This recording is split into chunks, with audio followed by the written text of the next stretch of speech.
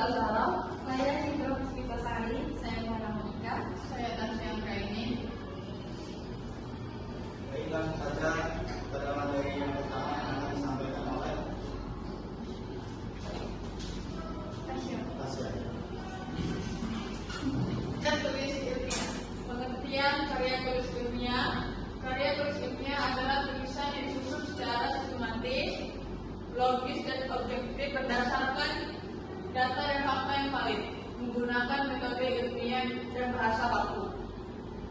Unsur data dalam istilah KTI, karya, hasil ciptaan atau buatan, tulis, hasil kegiatan tanpa teks, ilmiah, bersifat keilmuan, sistematis, dapat dipertanggungjawabkan. 2. Dimensi epistemologis, cara memperoleh kebenaran melalui proses berpikir ilmiah yang meliputi observasi, rumusan masalah, hipotesis, pengujian, dan penarikan kesimpulan. 2. Dimensi metodologis, cara membuktikan kebenaran berdasarkan data dan fakta yang valid, menggunakan metode penelitian yang dapat dipertanggungjawabkan secara akademik. 3. Dimensi etis, cara menyampaikan kebenaran secara jujur dan bertanggung jawab, mencerminkan kebebasan akademik yang dibatasi kaidah ilmiah dan moral keilmuan. Karakteristik karya tulis ilmiah. Karakteristik karya tulis ilmiah. 1.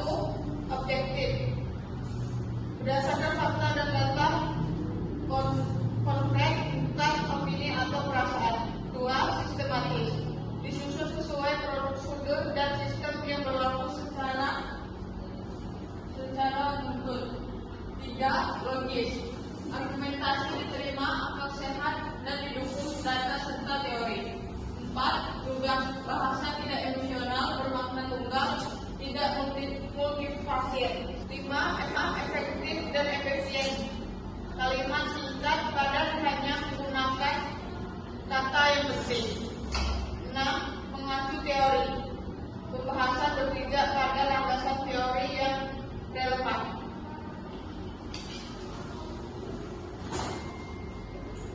Selanjutnya, karya tulis ilmiah. Berpikir ilmiah, melatih kemampuan berpikir kritis dan sistematis dalam menganalisis permasalahan berdasarkan data dan fakta. Kedua, menulis akademik, mengembangkan keterampilan menulis agar mampu menuangkan gagasan secara runut, logis, dan standar. Yang ketiga, kontribusi ilmu, menyampaikan hasil penelitian kepada masyarakat akademik sebagai kontribusi pengembangan ilmu pengetahuan. Yang keempat, persyaratan akademik, memenuhi syarat tugas mata kuliah, skripsi, tesis, diskusi, maupun kondisi ilmiah. Yang selanjutnya, pola informasi, melatih kemampuan mencari sumber, mengutip, dan menyusun daftar pustaka secara berkala. Yang keenam, sikap ilmiah, membentuk kejujuran akademik, ketelitian objektif, dan tanggung jawab berat. Selanjutnya, karya tulis ilmiah.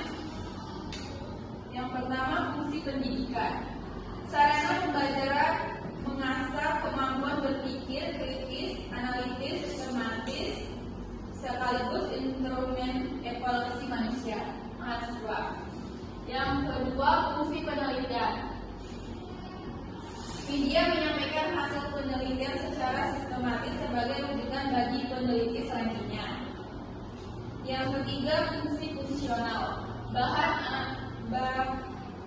acuan pengambilan kebijakan di lingkungan akademik, pemerintah maupun dunia usaha.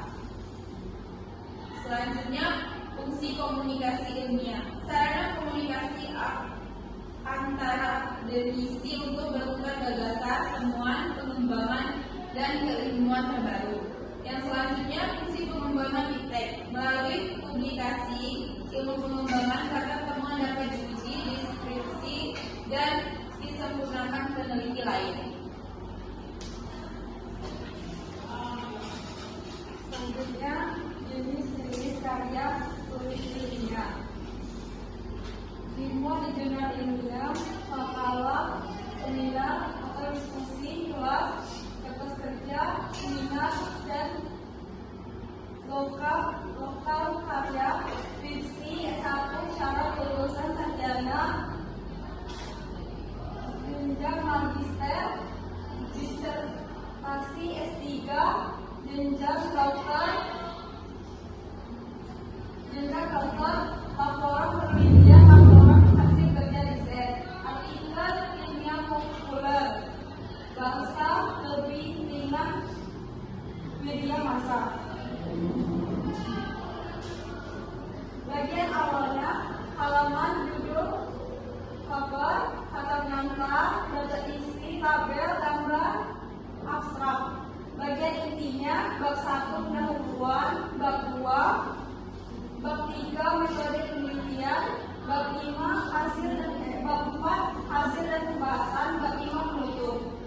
Bagian akhirnya, daftar pustaka, lampiran, dan biografi penulis jika perlu. Tentukan topik dan tema. Pilih berdasarkan minat, kompetensi, baruan, dan ketersediaan sumber rujukan. Rumusan masalah. Buat rumusan masalah, rumusan yang spesifik dan struktur agar pembahasan tetap fokus. Susun letakkan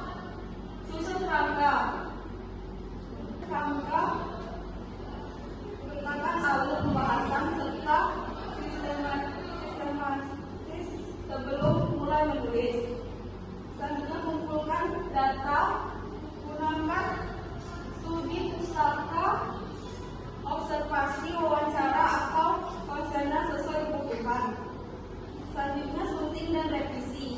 Periksa isi, sistematika ejaan, tata bahasa, dan konsentrasi istilah. Finalisasi dan publikasi. Bagian akhir. Selesaikan dan publikasikan sebagai laporan jurnal atau forum seminar.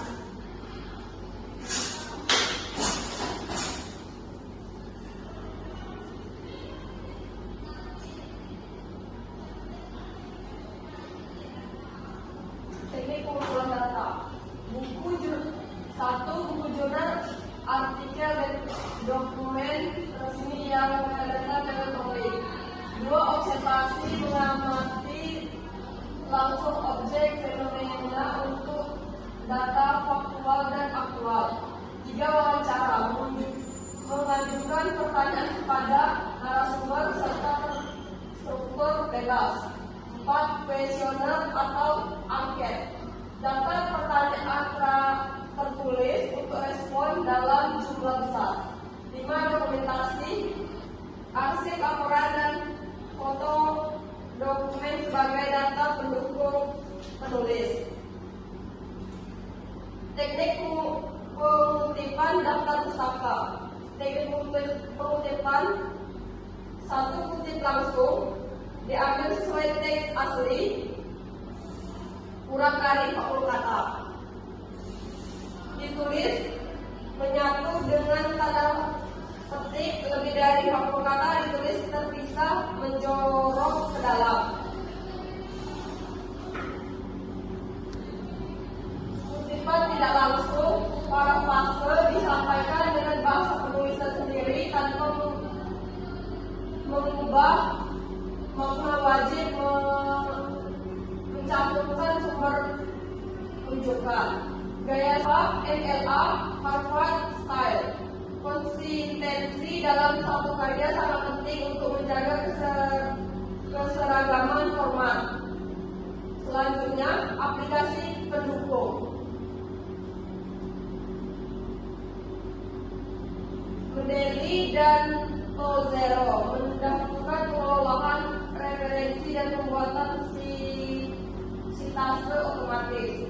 Daftar pustaka, daftar devisi, membuat seluruh sumber rujukan yang digunakan alfabet berdasarkan nama belakang penulis. Format apa, nama penulis, tahun, judul, nama jurnal, italik, font, halaman. Kesesuaian. Keseluruhan sumber dikutip di teks harus didaftarkan pustaka dan sebaliknya. Prioritas sumber. Utamakan sumber primer dan mutakhir 10 tahun terakhir. Hindari blog dan situs tidak kredibel.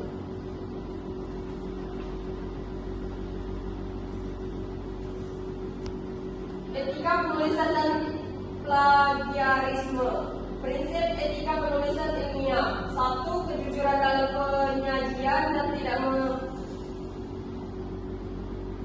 memanipulasi atau memfabrikasi data. Mencantumkan sumber rujukan secara tepat. Tidak melakukan plagiarisme. Transparansi konflik kepentingan. Selanjutnya, jenis plagiarisme. 1. Word for word, menyalin kalimat persis tanpa sumber. 2. Mosaic, mengganti beberapa kata tanpa ubah struktur. 3. Parafrase, mengganti banyak kata, struktur sama. Selanjutnya, plagiarisme, mendaur ulang karya sendiri. Pencegahan plagiarisme. 1. Individu, kuasai teknik parafrase, catatan sumber sejak awal, gunakan aplikasi manajemen referensi.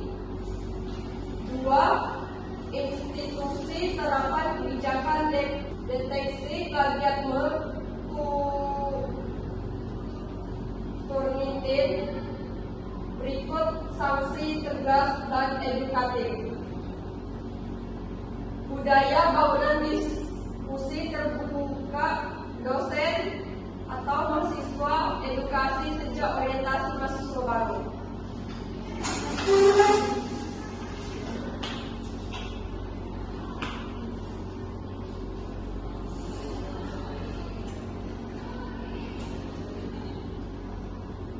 Dalam KTI sesuai PUBG dan tata bahasa buku, objektif, jelas, cermat, konsisten, konstitusional. Menjadi kami pada pembahasan ganti dengan kalimat klasik atau penulis menyelidiki. Kalimat efektif,